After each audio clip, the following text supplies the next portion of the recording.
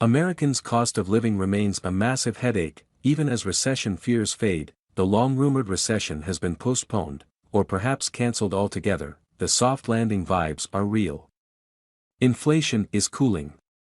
The economy is growing at a shockingly strong pace. And unemployment hasn't been this low for this long since the late 1960s, and yet, hidden behind these boomy economic indicators, a frustrating reality persists. Life is far too expensive for far too many. From the historically unaffordable housing market and budget-breaking day care rates to high car prices, the United States has a cost of living problem many years in the making. Parents of young children are making difficult choices to afford child care, or they're opting to evade it by dropping out of the workforce altogether. Parents are also struggling to buy bigger cars to haul around their growing families while simultaneously socking away some money in college savings plans. For too many, the American dream feels like an illusion. There's no way we can afford it. Hannah Huskovic knows firsthand how the high cost of living is hurting families.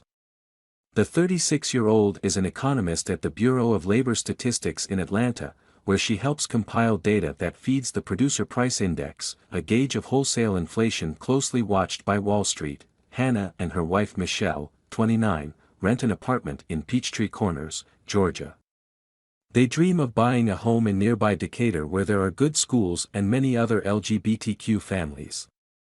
But the couple is not optimistic. "I don't know if we'll ever be able to buy a home," Hannah said. "There's no way we can afford it. It's not just interest rates. It's the closing costs and the down payment." Hannah was born in Yugoslavia and fled as a refugee during the war. She lived in an underground bomb shelter for months before crossing into Italy and eventually receiving asylum to come to the United States. "I came from such abject poverty, and I am so gr.